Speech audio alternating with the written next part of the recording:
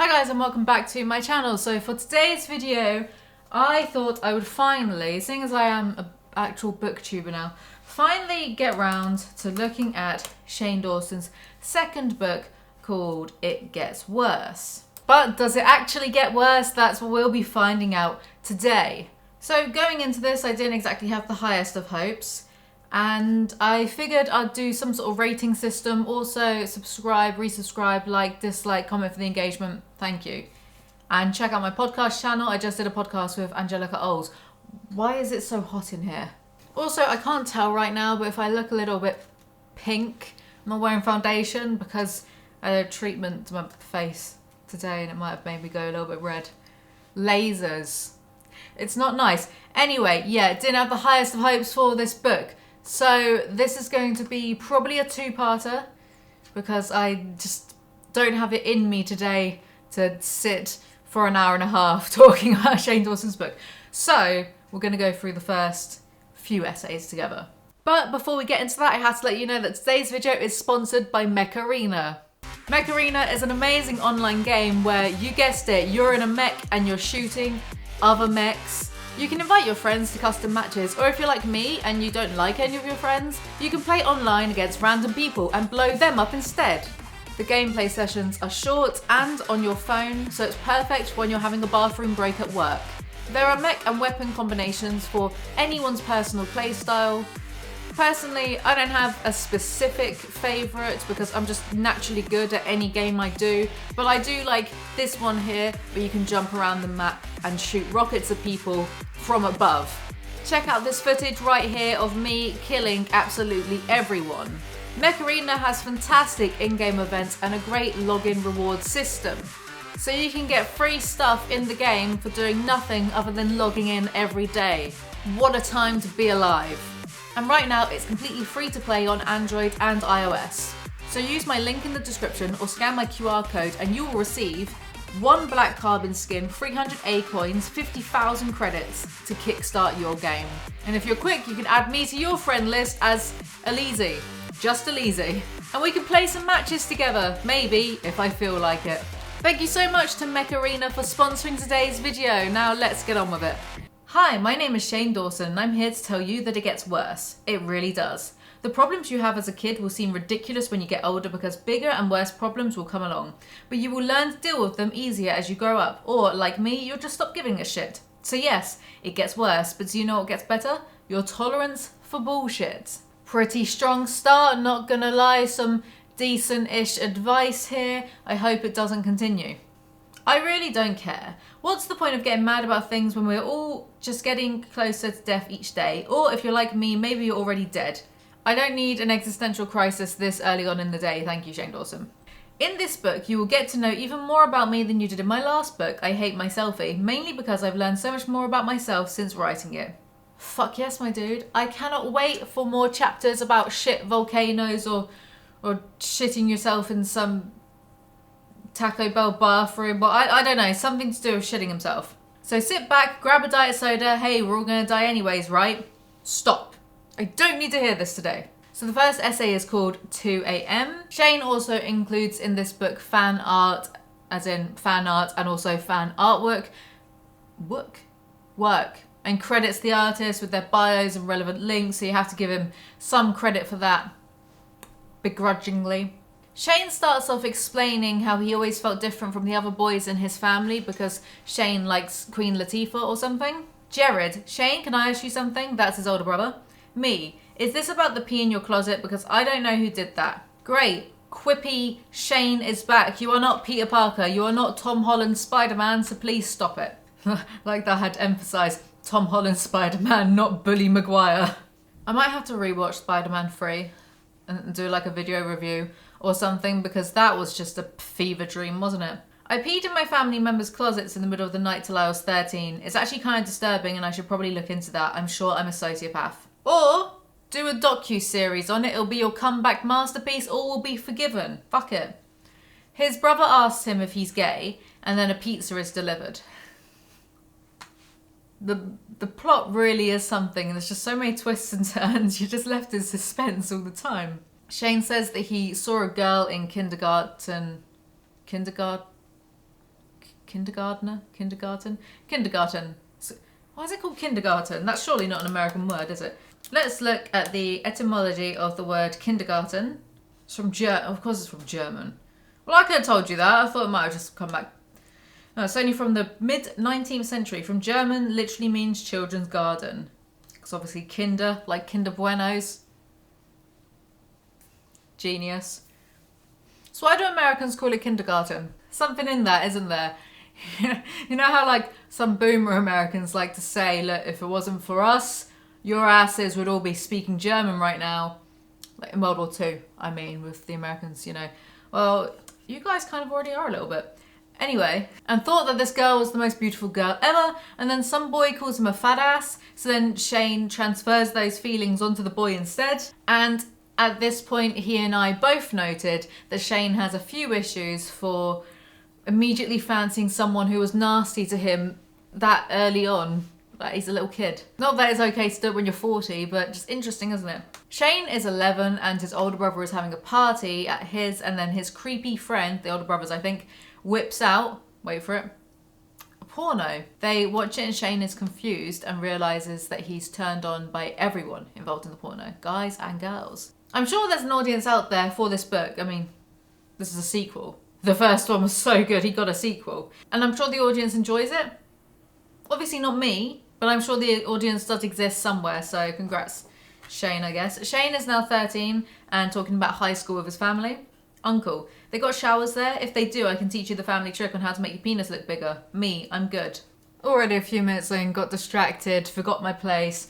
I am like low-key a little bit obsessed with watching Abe's Odyssey gameplays and mods. And these are videos that get like a few hundred views.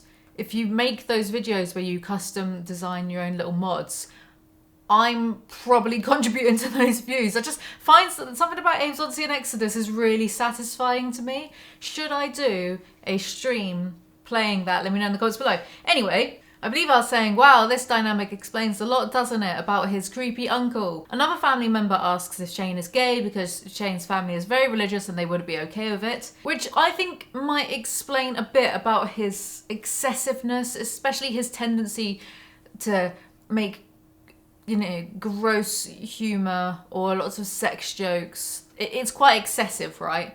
And could it be to do with his restrictive upbringing? Because he comes from a very restrictively religious family. Who knows? His brother Jared asks again if Shane is gay and says that Shane can always talk to him. He'll love him no matter what. Jared, God loves you so much. Anyone that tells you different is an asshole. I can get behind this kind of religious attitude as long as no one's eternally damned for failing to believe in the correct Skylord, then, you know. Shane says that after he and Lisa broke up, because he mentioned Lisa quite a lot in the first book, they still remain friends and she was supportive of him no matter what. I wonder if that still stands now. Well, actually, it's none of my business. He speaks to his brother who encourages him to embrace his sexuality. As an opening chapter, this was fine. No gratuitous bodily functions mentioned yet. Or not that much, I don't know. I will rate this chapter a perfectly average and acceptable 5 out of 10. So I've noticed, Dave Portnoy, looking at you, people don't know how to do like a rating system properly. If something's average, it's a 5 out of 10. It's not like, oh, 7, it was average. Like 7 means good. 9 is excellent, 10 is perfect. Like 0 is dog shit. 5, average. Essay 2 is called Best Buddies. He's talking about high school again, change the channel, Shane. I know he has to cater towards a fan base that are still in high school, but I think it'll be... I'll rate this. He does actually write more about being older. I said at the time, I think it'd be more interesting to hear about him navigating his fame, seeing as he's such an, in his recountings, weird and awkward person. He does do that a bit later on. I don't know if he's aging as the essays go by, because, you know, for this first lot, it seems like he is aging. And what did I just say about no heinous imagery? Because forget that. Those people must have blocked out middle school, which marks the formative stage between childhood and adolescence, where you don't quite have acne, but you definitely have prepubescent BO that smells like somebody threw up a Big Mac on a pile of pig shit. And I misread, he's actually talking about middle school. So now he's regressing in all his school memories. Great, thanks. Anyway, his parents are divorced and someone perioded on his backpack one time. I don't believe you. About the period stuff, your parents did get divorced, but yes, I'm going to believe that someone took your backpack to put period blood and pee on it. The next morning I woke up extra early so I could pick out something to wear that didn't make me look like a total idiot. Found it. My SeaWorld shirt that had 3 dolphins swimming in a circle with the words poetry in motion on it, in cursive. Nailed it. This at the time did make me laugh because I could imagine it. It was quite vivid imagery, so well done, Shane. And also, I am a dipshit with a terrible sense of humour. He calls himself a sad, fat tweenager with a micro dick. I'd have hoped in the time between writing the first one and coming out with the second one, you'd have learned to work on your self-esteem a little bit, but here we are. Douche. Nice shirt, dumbass. Okay, he didn't like it, but maybe somebody else. Hot girl. Poetry in motion. Here's a poem for you. Roses are red, violets are blue. I'd rather choke on a coat hanger and die than fuck you. I don't buy that second part. These are 12-year-olds, not edgy SNL hosts. I heard a voice from behind me. It was a teacher and her name tag read Mrs. Rose. She was an older woman wearing a hideous cat sweater and an even more hideous wig. She looked like a crazy person you'll see on a sitcom. You know the lady who lives next door with 80 cats who plays marching band music out of her xylophone? What has this lady ever done to you? Actually, she's nice to him as well, because I've read this. Spoilers. She's nice to him. What did she do to deserve this horrible description? Miss Rose. What's your name? Me, Shane. Miss Rose. That's the name of my ex-husband. Me. Oh cool, what was he like? Miss Rose.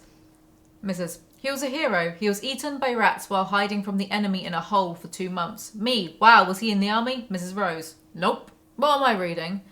What is the point of having these autobiographical essays if you just make up every conversation that happens for comedic effect? Comedic effect. Mrs. Rose takes Shane to a classroom full of other kids.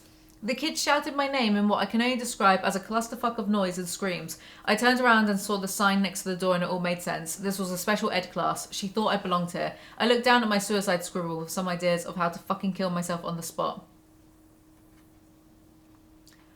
I walked to the back table and what I saw surprised me. There was a girl with long brown hair and beautiful blue eyes sitting reading a book. It was a high school book, not a Dr. Seuss book with lots of pictures. My heart stopped and she put down the book and looked up at me. I was waiting in anticipation to see what was going to come out of her mouth. Were her words going to be slurred? At this point I didn't care. She was so hot I would have let her bite me in the face and punch me in the dick. Shane, why do you insist on hurting me like this? Why do you write this for people to read? Why would you do that? There's a whole dialogue passage where Shane has a lot of questionable choices in language that pretty sure weren't okay back then. Definitely not okay now, so I'm going to skip past that bit and not say any of it. The girl is called Carrie. Carrie? C-A-R-Y. Carrie. Carrie is double R-I. Doesn't matter. She tells Shane how offensive he's being, and he means this next bit as a compliment. Me. I don't blame him. I'd punch you in the tits all day if I could. Why is this r/that happened the book? Carrie is in something called a Best Buddies program and Shane wants to join just so he can see Carrie get punched in the tit by her buddy so I could jerk off to it later. You know there is such a thing as TMI, right mate? You know there is such a thing as editing, not having to say every little thing that you think. However, Shane gets buddied up with Andre, who is 8 foot tall and likes to punch people in the dick. Just as a way of communicating sometimes. There's a whole bit here where Shane is afraid to shake the guy's hand because Shane is a wimp. Nothing happens, he doesn't break his hand, but he does, Andre, that is, grabs Shane's balls. But Shane finds, after being his buddy, that he enjoys Andre's company after a month and they go to the movies and Shane decides to ask Carrie to go to the full dance. Oh my god, why is this a Lifetime movie? I'm British, why do I know what a Lifetime movie is? Why do I know what that expression means? It's not acceptable. Go away. Shane asks Carrie out, but she says that she doesn't want to date until she's 15, which is totally fair.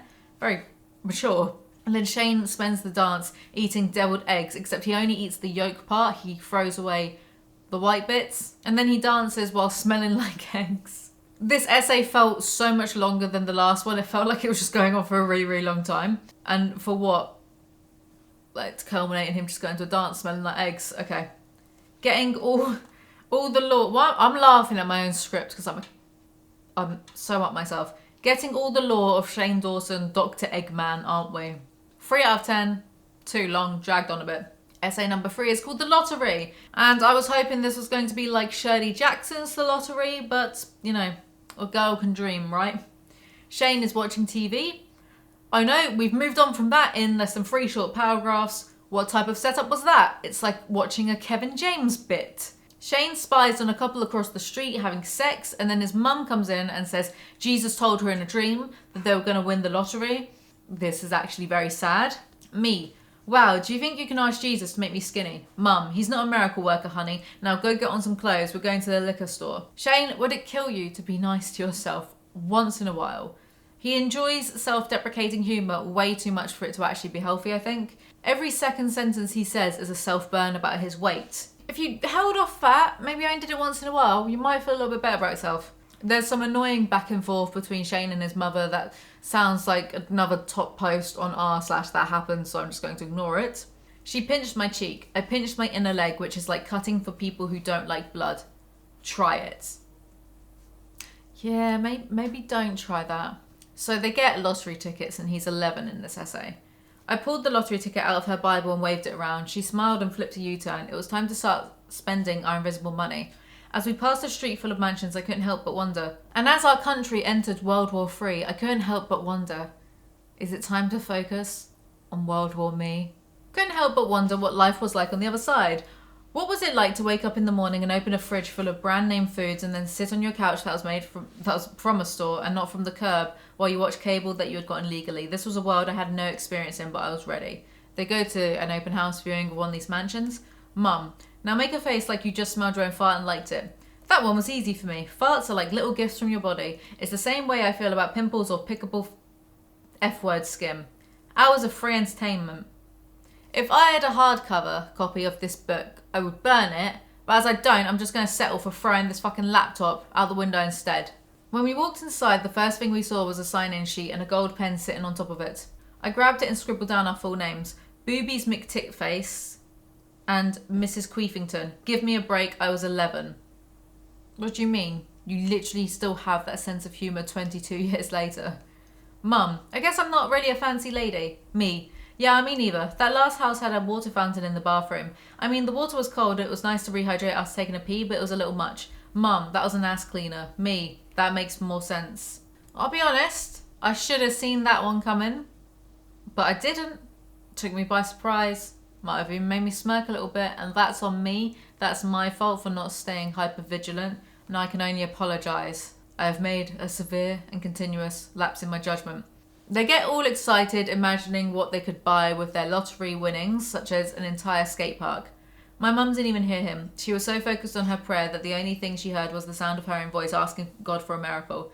As the woman on TV continued reading numbers that weren't ours, my heart slowly began to break. With each number, a dream disappeared. My brother walked out of the room and went back to bed. I started to cry as I stared at the ticket, willing the winning numbers into existence. This is all just really sad, actually. It's very vulnerable. There is a happy ending though, because Shane got successful off of YouTube and he was able to buy his mum a Chevy SUV amongst other things, so that's nice. I put 5 out of 10 here. I'm going to be really generous and give it a 6 out of 10. It was vulnerable, it was quite dire, there are actual stakes involved in the short essay, so yeah, I'll give it 6 out of 10. That's all you're getting out of me, Shane Dawson. Essay 4 is called Chub Rub. And I can tell by the title alone that I'm going to enjoy this one. Chub rub. When the skin between a fat chick's thighs rubbed together while walking, causing a mild irritation between her legs. Used in a sentence. Yo, I thought that chicken head had some cooties, but it was some mad chub rub. What? Urban Dictionary. Amazing though. A star. Thing is though, I actually expected chub rub to be a euphemism for wanking. So my expectations were completely subverted here, and I don't know what to believe anymore. Yeah, it makes sense. But I guess I was just thinking of, like, you know, having a chubby and rubbing it out. God, I'm more immature than Shane Dawson, aren't I? The fact that I was going to college was a shock to me because I had never thought about it as a kid. Every time a teacher in middle school would say, okay kids, this is to prepare you for college, I'd ignore them and daydream about how I wanted to die. I thought that this was just an off-the-cuff, edgy, millennial joke, right? Because who doesn't occasionally, like, think dark jokes like that? But he goes on to explain how his ideal death is decapitation by a machete. Okay, sweetie, dream big. He's blathering on about applying for colleges. Our cries were so ugly you would have thought we were two cripples who just had an extreme home makeover. How did that get published? His main concern about going to college is having to walk around the campus and get rashes because of his thighs rubbing together. Money guy. Hey Shane, tell me, this is like someone that his mum dated briefly. Hey Shane, tell me something crazy you want to do today. Me, steal you away from my mum and have you buy me an island. Obviously I didn't actually say that out loud, but I definitely thought it. None of the conversations in any of your books have actually been said out loud, Shane Dawson. Like, I get it. I see through you. As I pointed down to my legs, my mum knew exactly what it was and she knew how embarrassed I was by it. What kid wants his future sugar daddy to know that his fat legs had rubbed together so hard they had literally started a flesh fire? There's a lot to unpack here, but I just don't have all decade for it. Just as I began to spiral down a dark hole of self-pity. Same, me today. So he talks to the campus security at the college. He was around 50 years old and looked like this was definitely his second job, his other job being a rapist. You're trying too hard, Shane. What has this man ever done? Like, again, the man like tries to help him. Like, why does Shane Dawson hate everyone? Did I mention I was wearing a shirt that said "Sliced to meet ya" with a smiling cartoon piece of pizza on it? I wish I could kick my own ass. When I read this, I laughed and screenshotted it and sent it to a few people. And I wish I could kick my own ass too. I'm an idiot, I told you. So he describes his chub rub as 2 sticks rubbing together to starting a campfire, and my schmore was starting to smell like fish. Stop, have a wash, maybe see a doctor if that continues, mate. He puts cold water on his rash, but it makes it worse. The stakes are always so high in these essays. I'm at the edge of my seat. Will he get through his leg rash? Won't he? Who cares? Do you reckon he just plagiarised this whole like little essay bit from that episode of Friends where Ross has the leather pants and then he gets too hot and puts the cold water on them and then they sort of shrink and then he puts ointment on them and comes out covered in... Yeah. Because Shane gets an ointment from the college nurse and the nurse tells him to drop out of college to follow his dreams of becoming a director. Worked out pretty well, didn't it? In this essay timeline, he's not even lasted a full day at college because he didn't fancy having to walk around the campus. Mum, one day you're going to make a movie like Titanic and inspire a kid to be a director just like you. I will eat this laptop the day that ever happens. Also, fun fact, I've never seen Titanic. I refuse to watch it on principle. What principle? You'll never know. From that day forward, I started posting monthly videos on YouTube and learned everything I could. Monthly, is that it? Monthly videos. Imagine being able to get away with that now and not having to upload like 1 billion times every other second so the algorithm doesn't destroy your channel. Monthly video. That'd be good, huh? Saying that, the Right Opinion posts once every like few months, but I'm not capable of doing what he does, so I can barely read. And learned everything I could ever have hoped to learn in college. I learned how to edit, produce, write scripts, act, and even build an audience. You learn how to act. Oh, Shane, baby, no. No, oh, no. That's the end of that essay. So, 2 out of 10, not amazing advice. You know, it's like when, you know, people say, oh, well, look, these billionaires, yeah, they dropped out of college and then look what they went on to do, yeah. The colleges they were going to were like the best in the world. Or it's like when people say, well, Albert Einstein said that thing about like, you know, fish and what's that quote that's literally, it's not even from him, about you can't expect a fish to be good at walking, teach it how to swim. Like, do you know what I mean? That bullshit thing that people say. And Albert Einstein, it's not in history that he ever said anything like that, and he probably would have looked down upon such a statement. Anyway, yeah, 2 out of 10. Whilst it may have worked out for you, it's probably best that people like do further education. I didn't go to university. Do you want to end up like me? That's what I thought. The 5th essay and the final one for today is called Friends Without Benefits. By the time I was 22 years old, the only person I'd ever been in love with was Andy, the waitress at the Cheesecake Factory, and that was because she knew to bring me ranch along with my bread basket for dipping. She never judged me for it, because that's what love is, no judgment. But besides her, I had never felt love for anyone besides friends and family. As a kid I had crushes, but I'd never act on them. I feel like this isn't true. I do feel like he's contradicted himself here. He's probably said in his first book a few times that he was in love with some people, Am I going to go back and check? No. Bad enough doing it all the first time. Tell me if I'm right or wrong in the comments below. I don't mind being wrong about stuff. Because contrary to popular belief, my ego actually isn't... I was about to say gastronomical. That's not right. Gastronomical. That's about food, isn't it? Gastronomical, relating to the practice of cooking or eating good food. My ego isn't gastronomical, actually. I'm still correct because my ego is not related to cooking good food. I knew that there was no way in hell that they would be interested in me. I mean, what kind of kid is interested in a guy whose grandma still wipes his butt at the age of 12? I know that sounds disgusting, but trust me, she loved it. It gave her purpose. Poor grandma. Imagine your only purpose in life is wiping the ass of tween, yet to be superstar, Shane Dawson. I think I'd just like to stay in the retirement home. Everyone was laughing at our slutty friend Tara, who had just been dared to put a TV remote in her vagina and change a channel. Not only did she change a channel, but she set my DVR to record Teen Mum. She was a true American hero. Where do these people exist outside of an American Pie film?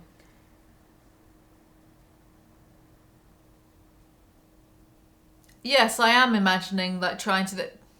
Shane, I think you're lying to me for comedic effect. I don't think it's possible to shove a remote control in your vagina and then change the channel on the TV to a channel you'd actually want. I think if you shoved a remote control in your vagina, the TV would start acting like Twitch plays Pokemon.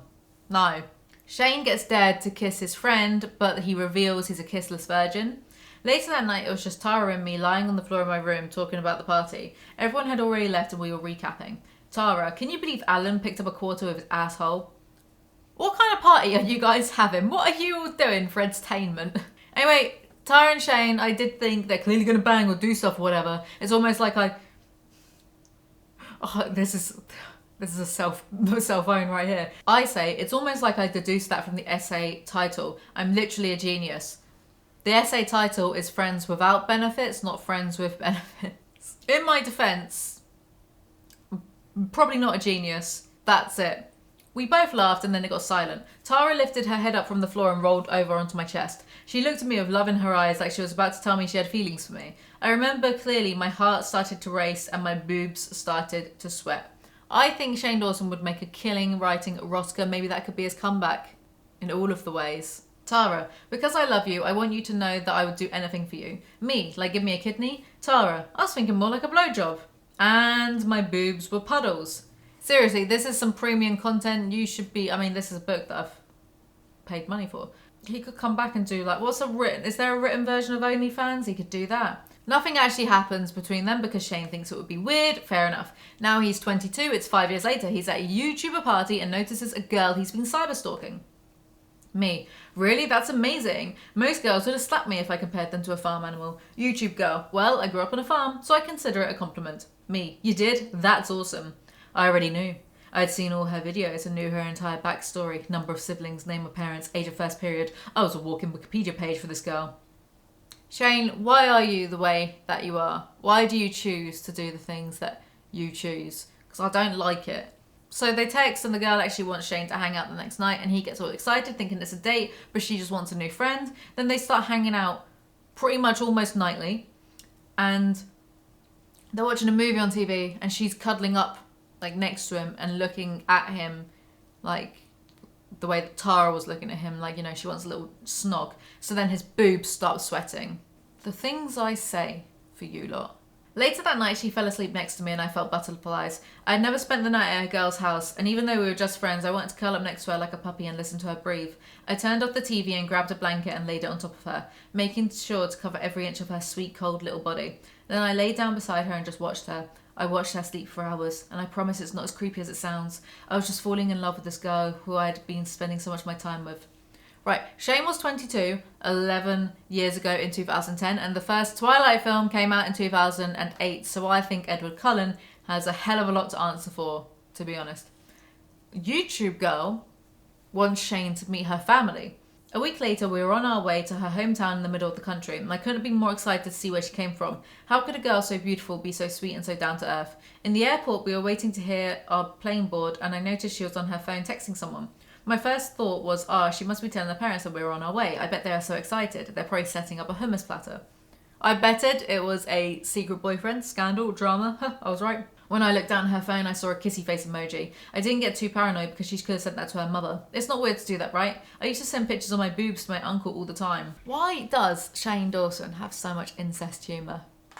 Is he okay? Are you alright, Shane? It really makes you think, doesn't it? So Shane and YouTube Girl's mum have this late night chat in the kitchen where the mum is like, you know, she talks about you all the time and I've never heard her talk about anyone else this way, so I think she really likes you and you obviously like her, so you should talk to her. Kind of set him up for failure. Gee, thanks mum. Maybe she did it on purpose. Ooh, drama. Shane admits his feelings for the YouTube girl and she says that she loves him like a brother. Except a few pages ago we had this. That night we had a family dinner and we all sat around talking until 1 a.m. It felt so comfortable and so right. I sat next to my dream girl and gave her looks throughout the night. At one point she even put her hand on my leg under the table to let me know I was doing a good job of impressing the parents. That and the old looking lovingly in his eyes and curling up next to him and cuddling on the sofa whilst watching things doesn't sound very sibling-like to me, but anyway. So he goes home after this trip. The mum texts him asking where the girl is because she's not replying, so he goes over to hers and finds that she's not feeling well / having a panic attack. As I helped her into her bed, I heard a beeping sound from downstairs. I walked into the living room and saw her phone flashing. I assumed it was her mother, but when I looked at it, the name was unfamiliar. It was a guy's name and there was a heart emoji next to it. Now I felt like I was starting to have a panic attack. I didn't know what to do. Part of me wanted to ignore it and just get through the night, but another part of me wanted to know who she had been texting throughout our whole friendship.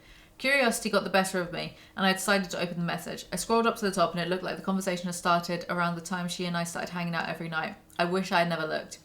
Guy: hey, you still hanging out with that guy that's in love with you or something? YouTube girl: lol, don't say that, he's nice. Guy: yeah, but nice doesn't get the panties off, does it? Haha. YouTube girl: you're so lame, haha.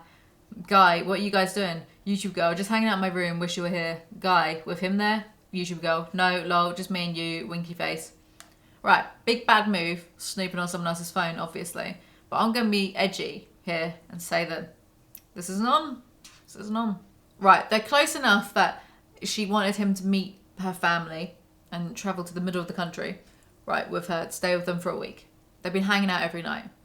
She knows by the text conversation that he's in love with her, even before his admission of it. So she knows that and then proceeds to act all cuddly of him. If she truly thought of him as an actual genuine friend, she would have found no issue in being like, oh, this guy I'm seeing, blah, blah, blah, because that's what you do. You talk to your friends about that, right? But she kept this dude a secret. Meanwhile, I was acting all cuddly and looking at him like, you know, she wants him to kiss her and all this stuff. She would have no problem telling him that she was fucking some dude, but she's clearly kept it a secret. However, we have to bear in mind we're reading this narrative through Shane's perspective, so maybe this story didn't even happen and YouTube Girl doesn't exist. That night, after she started feeling better, I gave her a hug and headed home. I didn't see her much after that and she knew why. As much as I wanted her to have feelings for me, the truth was she didn't and that was okay. I'd spent so much time being mad at her when in reality she just wanted a friend and I was the asshole who wanted more. Personally, if I had a close friend, right, and I was hanging out with them every day, and then I started to guess, and then found out that actually they were harbouring these like really strong feelings for me, I wouldn't be acting all cuddly with them, and like sleeping like next to them in a bed, or I would stop hanging out with that person because I wouldn't feel comfortable with that, knowing that they felt that way about me. I'd stop hanging out with them or just hang out in a group of friends until they'd sort of gotten over those feelings because it's not fair on them. I wouldn't take them to meet my family. In this one, I think Shane should actually cut himself a little bit of slack because I don't think this was that fair of the girl. So 1 out of 10 for this because Shane Dawson is an Edward Cullen-esque simp. And that's all for part 1 of this. Thank you guys so much for watching. Do remember to like, comment, subscribe, especially if you want to see part 2. Well, I'm going to do that regardless. Thank you so much to Mech Arena for sponsoring today's video. And yeah, see you guys next time. Bye!